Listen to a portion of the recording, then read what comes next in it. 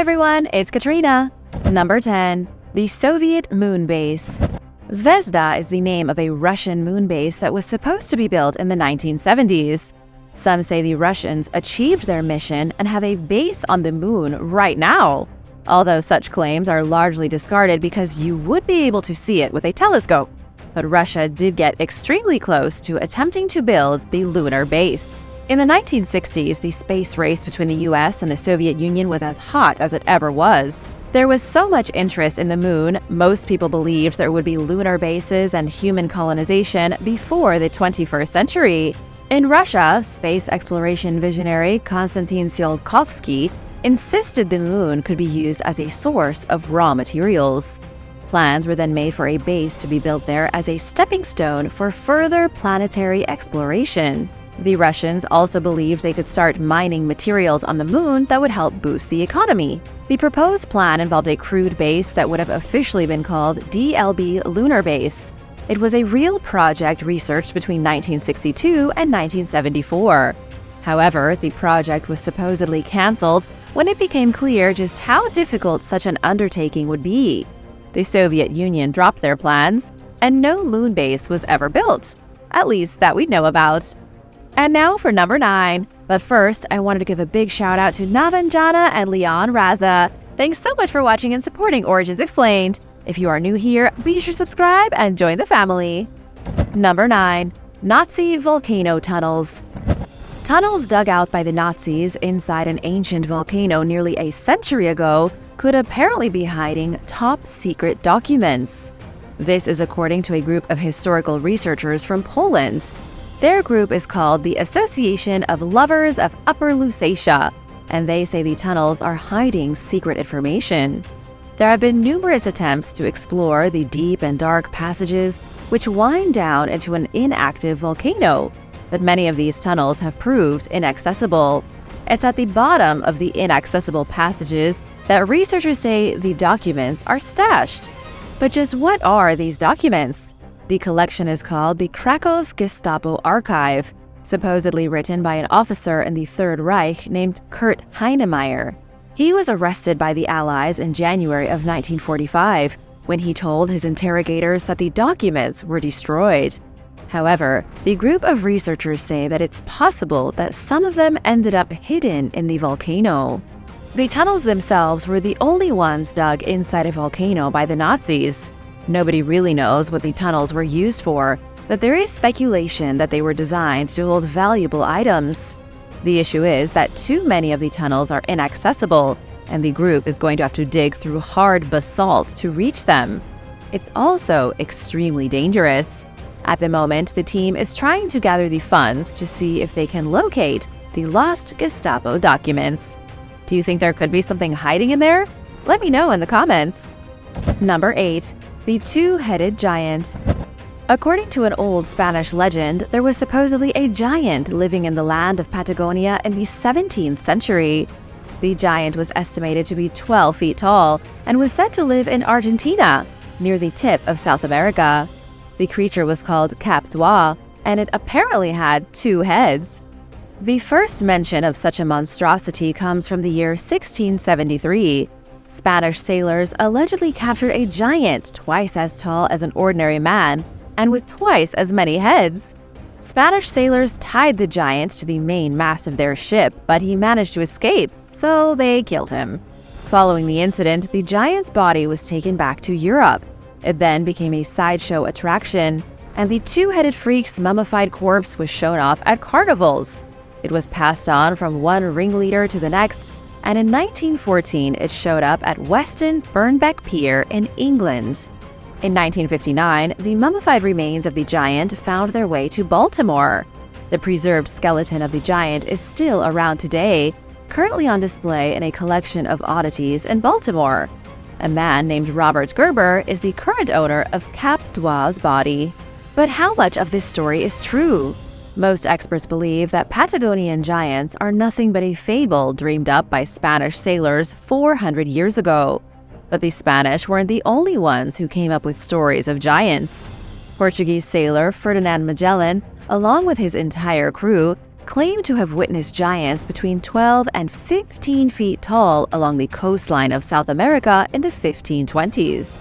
That account was much earlier than the Spanish encounter with the giants.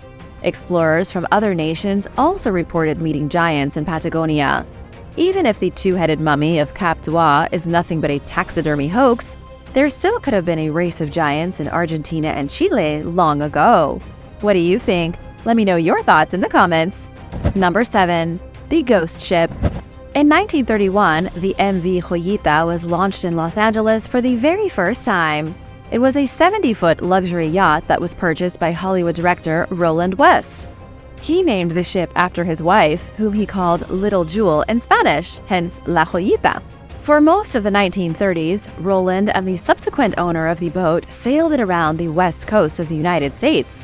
But then came World War II, when Joyita was commandeered by the military and sent into action around Hawaii. The ship sustained minimal damage during the war and became a fishing vessel after it was all finished. On October 3, 1955, the MV Joyita embarked on a short journey from Samoa to the Tokelau Islands, a trip that was only about 270 miles. The ship had 25 people aboard, and it should have only taken them 48 hours to reach their destination.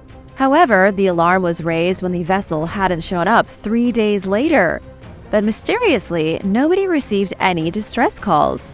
Search and rescue teams from New Zealand tried to locate the ship, but she was nowhere to be found. 5 weeks later, a merchant vessel came across the MV Joyita over 600 miles from where it should have been. The crew was gone, the passengers were missing, and the cargo was lost. Oddly enough, the ship itself was completely fine. Inside the vessel, though, were bloody bandages, and all the clocks had stopped at exactly 10:25. It's been almost 80 years, and we still don't know what happened on board that ship. Even if they'd run into technical problems, it makes no sense that every last person on board jumped into the middle of the ocean with no plan for rescue. What do you think happened? Any theories? Number 6. The Miracle Chapel of St. Theodora. There is a small church in Greece's Peloponnese region that dates back to around the 11th century. According to the locals, the church is a miracle, a gift from God and a display of the Creator's holy powers. But to scientists, the exceptional church is nothing but a miracle of nature. It's called the Chapel of St. Theodora, and nobody truly knows the answer behind its origin. Religious pilgrims have been visiting the chapel for almost 1,000 years. The reason it's so miraculous, though, is that there are 17 oak trees sprouting from the roof and the walls of what is an exceptionally small building. Nobody knows where the tree roots are, since there doesn't appear to be any space for them. The trees look completely rootless, as if they are growing from the stone walls by magic. Plus, the building seems incapable of collapsing. It's been around for at least 900 years, with trees growing out of it, and there isn't a single piece of structural damage. Most of what we know about the church comes from local legends. The area was supposedly raided by bandits, who kept showing up and stealing things from the townsfolk. Theodora, who lived in the town of Vasta, decided she would take matters into her own hands. So she disguised herself as a male soldier and fought back against the bandits. But unfortunately, she was killed in battle. As she lay dying, she uttered some rather odd last words. She said, "Let my body become a church, my blood a river, my hair the forest." And on that spot where she died, the locals built a church. Trees then started sprouting from it, but mysteriously their roots aren't visible anywhere, inside or outside the chapel. Do you think the church really could contain Theodora's soul? Let me know in the comments. Number 5. Bermeja Island. From between the 16th and 20th centuries, there was believed to be a mysterious island lying off the northern coast of the Yucatan Peninsula in Mexico. Maps made during those 400 years show the island of Bermeja as a very real place.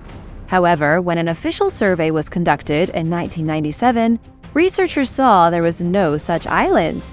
It was confirmed in 2008 that Bermeja never existed. So, how did it get on countless world maps in the first place? The earliest mention of Bermeja Island was made in 1539.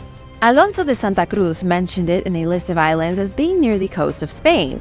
Later maps showed the island off the coast of Mexico, and not off the coast of Europe. In 1844, a cartographer reported that the island sank 60 fathoms below the surface of the ocean. How the island moved from Spain to Mexico is unknown, as is the reason the island may have sank. Some claim the ocean floor shifted, while others blamed it on rising sea levels. But there could be something even stranger at play here. Conspiracy theories claim the CIA destroyed the island so that they could expand the U.S. economic zone. If Bermeja Island truly existed, its position would determine the boundaries for oil rights in the Gulf of Mexico. By destroying the island, the U.S. would have given themselves more space in the Gulf. But we don't know if that really happened. All we know for sure is that for hundreds of years, the island was somewhere. Then, suddenly, it wasn't. Number 4. The Nehi. In Cherokee mythology, the Nehi are a race of immortal spirit people. Their name literally translates to the people who live anywhere. The Cherokee believed these mysterious spirit people were some type of supernatural beings, not unlike ghosts or even gods. Some have compared the Nehi to the fairies of Ireland and other European folklore. The Cherokee claimed the Nehi lived in underground houses throughout the Appalachian Mountains. Hunters even told stories of meeting the spirit people while hunting deep in the forest. They would hear the sound of singing and dancing, as well as the pounding of drums, but they never seemed to be able to reach where the sound was coming from. The Cherokee were often warned of impending danger by their spiritual protectors. This happened prior to the removal of 1838. When the Cherokee were forced out of their homeland by the white people and subsequently resettled in Oklahoma. It was one of the greatest disasters the Cherokee ever faced, being forcibly removed from their ancestral lands. But according to the story, they already knew it was coming. The Nehi came to the Cherokee a week prior and told them to be prepared to leave their homeland because a great catastrophe was on its way. Rather than being humiliated by the invaders, the Nehi offered the Cherokee a place inside their secret home within the mountains. Some Cherokee traveled with the Nehi, and some went through a secret doorway into a hidden subterranean land. However, not all the Cherokee went with them, and those who didn't wound up in Oklahoma. Number 3. The Dancing Plague. In July of 1518, one of the strangest things in history took place in the city of Strasbourg. At the time, the city was part of the Holy Roman Empire, but today you can find it in Germany. And 500 years ago, people here were suddenly afflicted by an uncontrollable urge to dance their feet off. Historians call it the Dancing Plague, and scientists are still scratching their heads over what in the world happened. The whole town started dancing, and they didn't stop until September. People danced so hard that they literally dropped dead in the streets. From what we know, it all started with a woman named Frau Truffia. She walked into the street, her body trembled, and then she started dancing. All by her lonesome, she danced in the city streets for about a week. Not long after, more people joined in. By the end of the month, there were about 36 people dancing uncontrollably in the town. By the end of August, there were 400 victims afflicted by the dancing plague.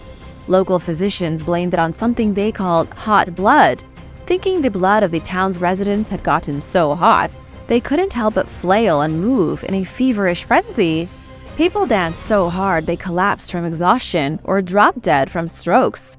And in some cases, they even suffered heart attacks.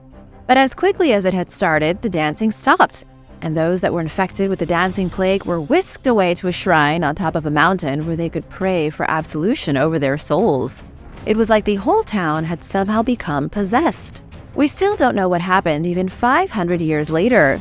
Some scientists have suggested the dancers were part of a religious cult.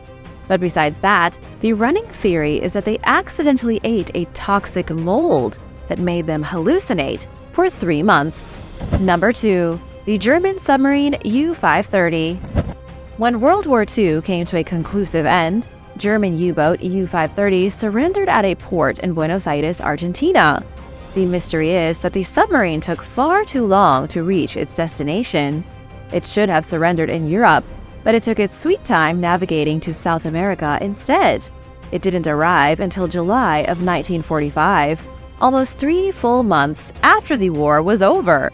Some have speculated the U-boat was finishing up some last-minute Nazi business before dropping off high-ranking officers in Argentina. There they could hide out with anonymity. Many Nazi officers captured in Europe were charged with crimes against humanity. However, Argentina was considerably more sympathetic and became a safe haven for fleeing Nazis. We don't know what U-530 was doing in the Atlantic Ocean for all these months after Germany surrendered. We also don't know who they may have dropped off in Argentina. Conspiracy theorists have suggested they could have been depositing Hitler after his secret escape. The account of the captain seems to suggest they had no idea Argentina had broken off relations with Germany at the end of the war. They claimed it took them so long because they spent a lot of time underwater to avoid detection. Do you think there's anything suspicious about this submarine? Let me know in the comments. Number 1. Harold Holt.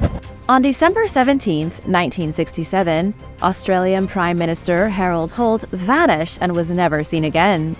He went for a swim at Cheviot Beach near Melbourne and never reappeared from the water. It was truly shocking that a world leader could simply vanish without a trace. He was presumed to have drowned, but his body was never found. So the truth behind what happened to Harold Holt is still a bit of a mystery. Imagine the president going swimming and just disappearing. That would be weird, right? Some claim he was picked up by a Chinese submarine and taken back to communist China. This is, for some reason, the most popular theory. Ronald Titcombe wrote a book about it that was published in 1983, claiming the Prime Minister of Australia was a secret Chinese spy. He'd supposedly been gathering information for the communists for 3 decades. Then, when his job was complete, he went for a swim and was secretly picked up by scuba divers. And afterward, according to Titcombe's book, he was brought to a Chinese submarine that was waiting offshore. What do you think really happened? Let me know any theories you might have in the comments. Be sure to hit that subscribe button if you haven't already, and come back soon. Bye!